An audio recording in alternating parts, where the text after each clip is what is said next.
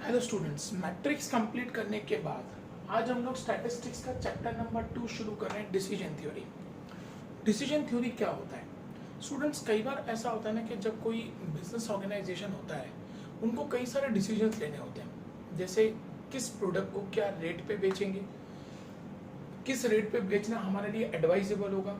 वो प्रोडक्ट अगर हम लोग आज बेच रहे हैं, अगर नहीं बिक रहा है और वो प्रोडक्ट हमारे पास बच गया, तो क्या उसको फेंक देना ज़्यादा एडवाइजेबल है या उसको रख के नेक्स्ट ईयर उसको बेचना एडवाइजेबल है। तो ऐसे कई सारे डिसीजंस होते हैं। उसको स्टोर कहाँ करेंगे, स्टोर करेंगे कि नहीं करेंगे, क्योंकि इन्वेंट्री कॉस्ट भी देखना पड़ता है कि आज हम लोगों ने कोई भी प्रोडक्ट बनाया है, वो प्रोडक्ट अगर मान लो आज नहीं बिकता, हमको उसको कल बेचना है या एक हफ्ते के बाद बेचना है, तो क्या उसका इन्वेंट्री कॉस्ट होगा। इन्वेंट्री कॉस्ट होगा तो कितना होगा। ऐसा ना हो कि इन्वेंट्री कॉस्ट बेयर करने के बाद हमारा नुकसान ज़्यादा हो जाए। तो ऐसे कई सारे डिसीजंस होते हैं जो फर्म को लेने होते हैं, और वो सारे के सारे डिसीजन फर्म इस चैप्टर के बेस पे लेती है। इस चैप्टर के अंदर ना टोटल 6 मेथड्स हैं। Maximin principle, maximax principle, Laplace principle, Hurwicz principle, EMA principle and EVPI principle. ये टोटल 6 प्रिंसिपल्स हैं। आज के इस वीडियो के अंदर हम लोग कोशिश करेंगे 5 प्रिंसिपल्स कवर करने की, और फिर उस ईएमबी के रिलेटेड के जो प्रॉब्लम्स हैं वो हम लोग नेक्स्ट वीडियो में कवर करने की कोशिश करेंगे, एंड देन ईवीपीआई हम लोग कवर करेंगे। हमारा सबसे पहला जो एग्जाम्पल नंबर 1 है, लिखा हुआ है for the following pair of matrix find the best act using maximum principle, maximax principle, Laplace principle and Hurwicz principle. हमको 4 प्रिंसिपल से सम करना है, जिसके लिए अल्फा की वैल्यू हमको 0.7 दी हुई है। A1, A2, A3, A4 and A5, ये 5 एक्ट की हम लोगों को इंफॉर्मेशन दी हुई है, और उसमें 3 इवेंट्स हैं, S1, S2, S3। 10, -5, 15, 25, 10, 5, 10, -5, 10, 15, 10, 10, 20, -5, 10।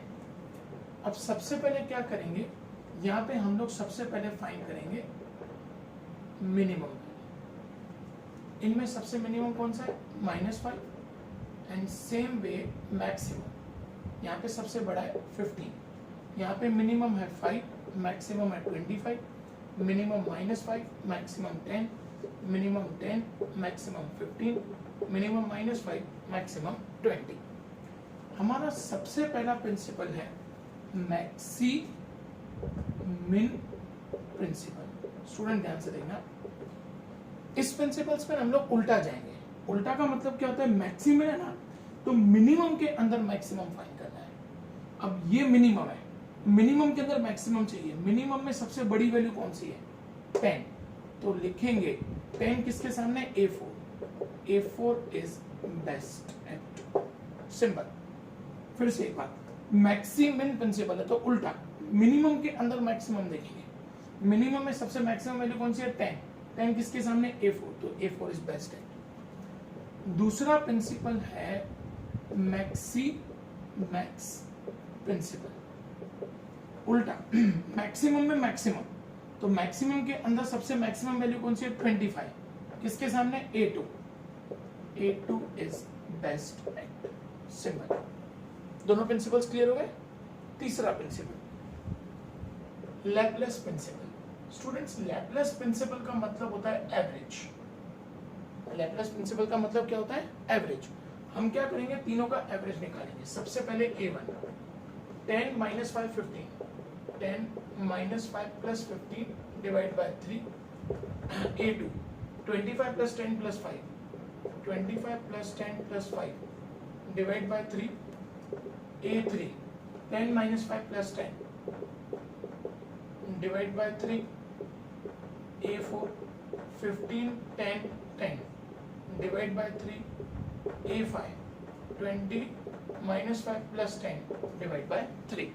अब इन सबका हम लोग एवरेज फाइंड करेंगे, तो 10 -5 + 15 divide by 3, 6.67।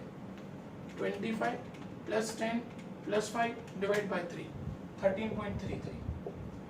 10 minus 5 plus 10 divided by 3, 5. 15 plus 10 plus 10 divided by 3, 11.67. 20 minus 5 plus 10 divided by 3, 8.33. सबसे हाईएस्ट वैल्यू कहाँ पे? यहाँ पे. तो A2 is best act. चौथा प्रिंसिपल, हर्विट्ज प्रिंसिपल. अब हर्विट्ज प्रिंसिपल की ना एक फॉर्मूला है, जो फॉर्मूला है alpha into maximum value plus 1 minus alpha into minimum value. ये इसकी फॉर्मूला है. सबसे पहले A1 alpha 0.7 into maximum. A1 का मैक्सिमम है 15. 1 minus alpha 1 minus 0.7 0.3 into minimum minus 5. तो 0.7 into 15, 0.7 into 15, that gives us 10.5 plus minus minus 0.3 into 5, 1.5, 9. A2 alpha 0.7 maximum. A2 की maximum value है 25 plus 0.3 into minimum. A2 में minimum value है 5. 0.7 into 25, 17.5 plus 0.3 into 5, 0.3 into 5, 1.5, 17, 18, 19. अब ऐसे ही A3 का find करेंगे. 0.7, A3 की मैक्सिमम है 10 प्लस 0.3, A3 में मिनिमम है -5. यहाँ पे 7 minus 1.5, 7 minus 1.5, that gives us 5.5. अब ऐसे ही A4 0.7 into maximum 15 plus 0.3 into minimum. A4 में minimum है 10, तो 0.7 into 15, 10.5 plus 3, 13.5. इसको मैं यहाँ पे कंटिन्यू कर रहा हूँ बेटा. A5 0.7 into maximum 20 plus 0.3 into minimum -5, 0.7 into 20, 14 minus 1.5. So A5 is equal to 14 minus 1.5, 12.5. Again अब देखो कहाँ पे सबसे हाईएस्ट है 19. तो A2 is best. ओके बेटा. तो ये हम लोगों के 4 प्रिंसिपल कंप्लीट हुए. अब हम लोग 5वां प्रिंसिपल भी करेंगे, फिर उसकी प्रॉब्लम्स हम पे जाएंगे. Example number 2.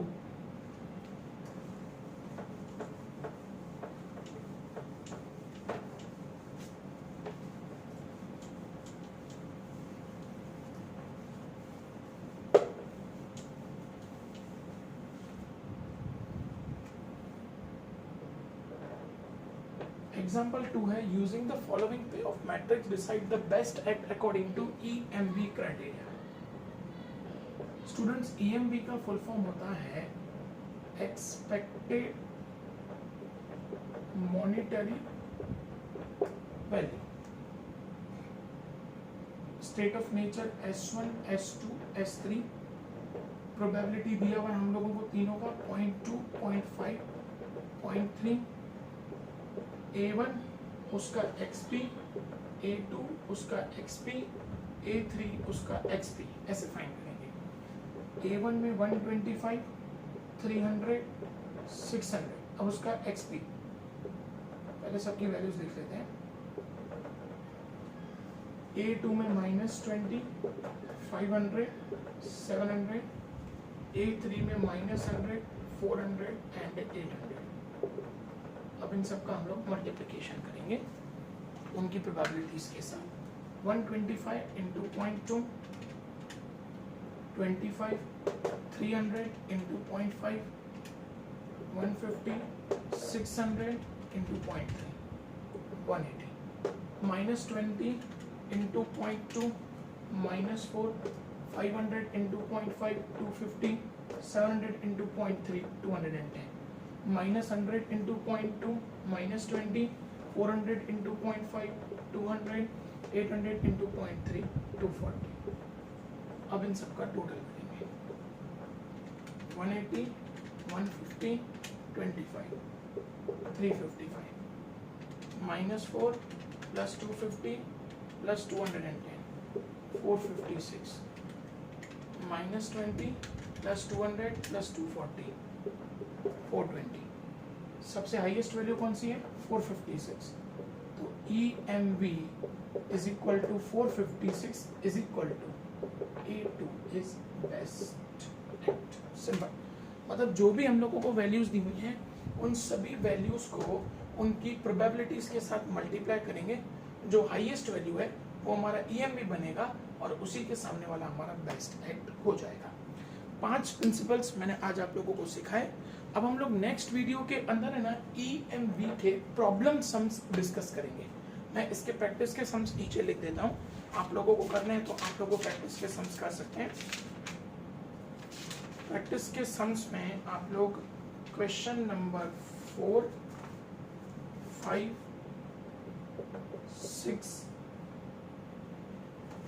7 and 8 आप लोग कर सकते हैं. स्टूडेंट्स कभी कभी क्या होता है ना, हम लोगों को EMV फाइंड करना होता है और प्रोबेबिलिटी नहीं दिया होता है. तो प्रोबेबिलिटी कैसे फाइंड आउट करेंगे? जैसे सपोज S1, S2, S3 यहाँ पे 3 इवेंट्स हैं. तो 1 डिवाइड बाय 3, क्योंकि प्रोबेबिलिटी हमेशा टोटल कितना होता है 1 डिवाइड बाय कितने यूनिट्स हैं, कितने इवेंट हैं 3. तो 1 डिवाइड बाय 3 करो तो 0.33 वो हर जगह पे प्रोबेबिलिटी हो जाएगी. और अगर सपोज करो यहाँ पे 4 इवेंट होते हैं S1, S2, S3, S4, तो 1 डिवाइड बाय 4 करते हैं मतलब सब जगह पे प्रोबेबिलिटी 0.25, 0.25, 0.25 हो जाएगी. तो कभी कभी ऐसा भी क्वेश्चन होता है कि EMV फाइंड करना होता है लेकिन प्रोबेबिलिटी नहीं दिया होता है. तो प्रोबेबिलिटी अपन फाइंड आउट कर सकते हैं. टोटल प्रोबेबिलिटी 1 डिवाइड बाय जितने भी इवेंट्स हो उससे डिवाइड करेंगे तो हमको उसका प्रोबेबिलिटी का आंसर मिल जाएगा. Thank you.